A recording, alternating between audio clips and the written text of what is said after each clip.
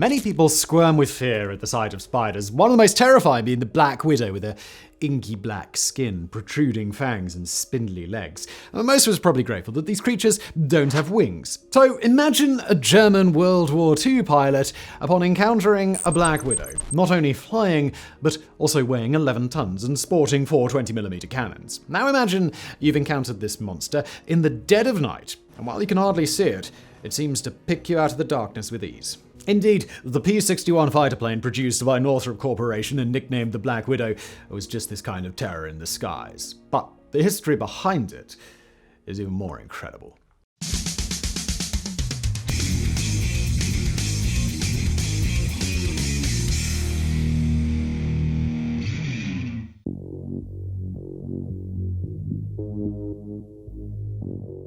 As World War II expanded across Europe, it quickly became clear that the German Luftwaffe dominated the air. On the 10th of May 1940, Nazi Germany invaded France and quickly defeated the air components of the British Expeditionary Force and obligated British evacuation from the European continent at Dunkirk. While the Luftwaffe had only formally existed since 1935, Germany had understood the strategic necessity of a dominant air force since the end of World War I.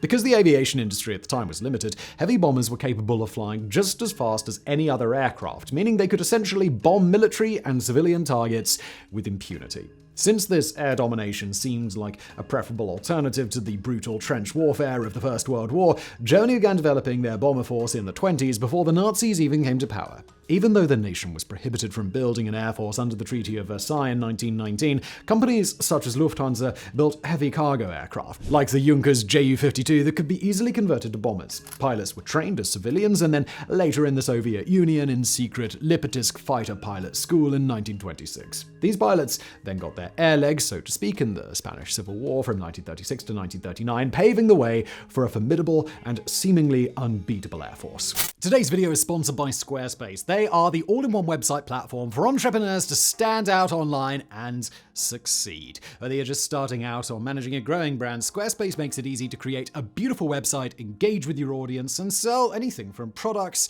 to your time. It's like having your own digital Swiss Army knife of website creation. One of the features that I absolutely love about Squarespace is their Fluid Engine. It's a next-generation website design system that unlocks unbreakable creativity. You can start with a best-in-class website template and then customize every design detail with their reimagined drag-and-drop technology. Whether you're on your desktop or on a mobile, you'll have the power to stretch your imagination and create a stunning online presence. It's super intuitive and it's super user-friendly. Another great feature is their email campaigns. You can collect email subscribers on your site and build connections with them through regular email updates. Plus, they've got built-in analytics so you can see what's going on your website and adjust your marketing accordingly. Look, I could go on about the incredible features that Squarespace has to offer, but I don't want to keep you here all day. If you want to read more about the other cool things they provide, make sure to check out their website. Head over to squarespace.com/megaprojects for a free trial, and when you're ready to launch your amazing site, go to squarespace.com/megaprojects, use the code megaprojects to save 10% off your first purchase. And now, back to today's video. Then, on the 26th of June 1940, the German Luftwaffe carried out the first Sturmgriff, or nuisance raid, of what would ramp up to be the full-scale Battle of Britain, with the goal of gaining air superiority to facilitate an amphibious invasion of Britain known as Operation Sea Lion. However, British technological advances in radar allowed the RAF to prevent German air dominance. This prompted a change in German strategy and the beginning of the Blitz, a period of night raids by German bombers starting in September 1940. Meant to demoralize the British people, the bombers primarily attacked civilian targets, especially London, doing so at night to minimize detection by RAF defenses. By its end in May 1941, the Blitz would result in over 40,000 civilian deaths and 2 million destroyed homes, proving the need for a fighter plane capable of taking on Luftwaffe bombers at night. With this need in mind, the British Purchasing Commission turned to manufacturers in the United States. Jack Northrop felt that this was just a project for his company and began working on designs what would eventually become the Black Widow.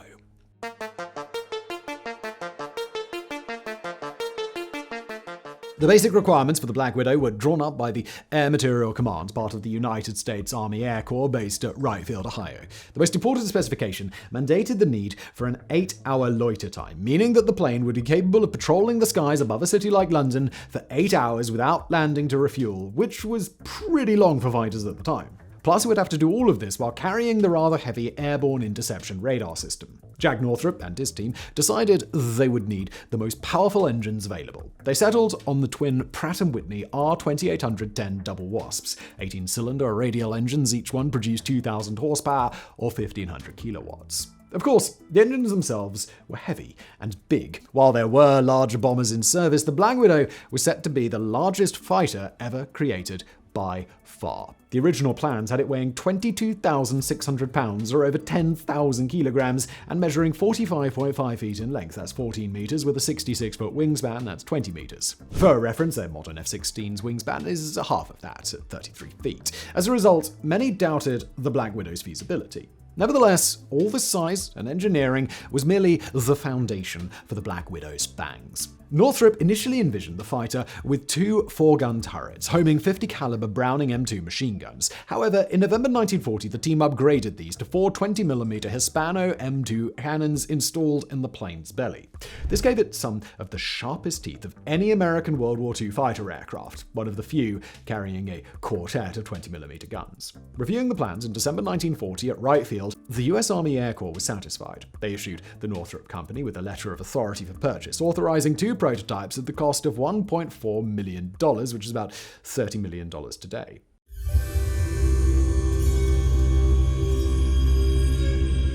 The first P-61 Black Widow took to the skies in a test flight on the 26th of May 1942, and it was a success. Northrop began mass-producing the aircraft at their plant in Hawthorne, California. The first was ready in October 1943 and entered service in 1944. By this point, not only was the United States fully involved in the war, but the tide of the war had turned. The Allies had landed in Italy, and the Red Army had pushed the German troops out of Russian territory. They had taken the air battle to enemy skies, with bombing raids and dogfights regularly taking place over German skies, though British and American bombers still couldn't reach important targets in East Germany.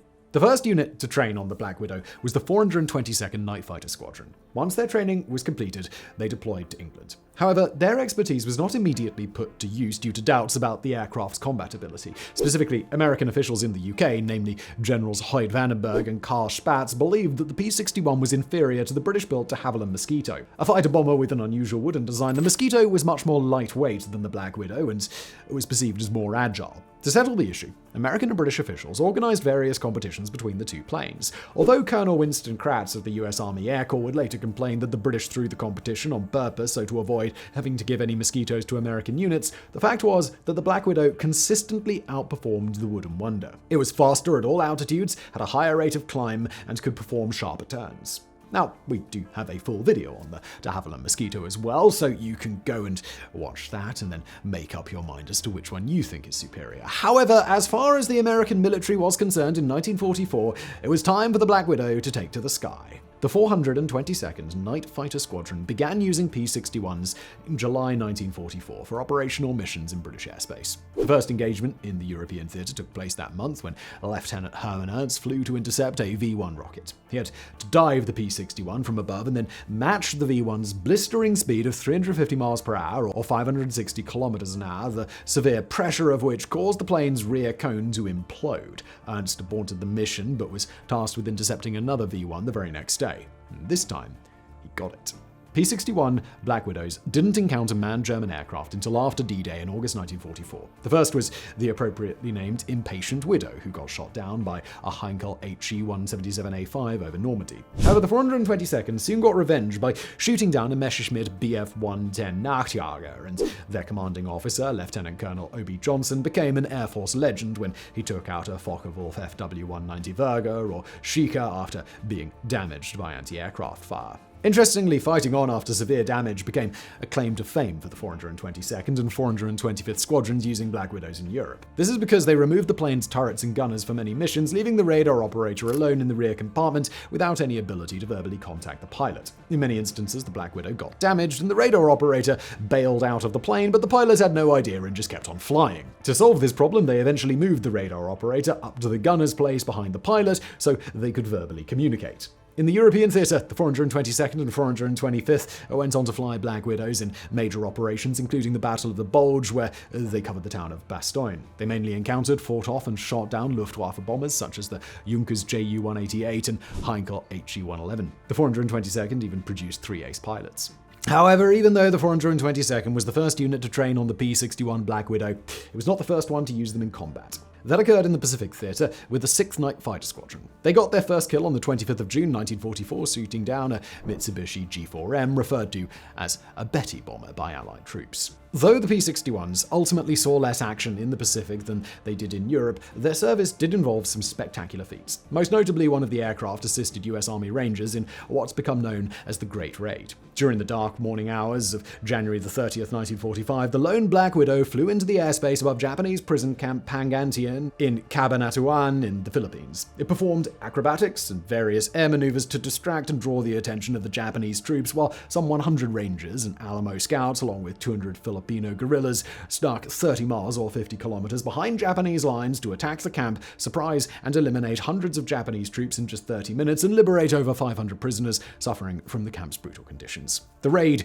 and subsequent testimonies of many of the POWs who had been held there since the Battle of Bataan in 1942 when the Japanese invaded the Philippines and wrested it from American control, shed light on the atrocities of the Bataan Death March.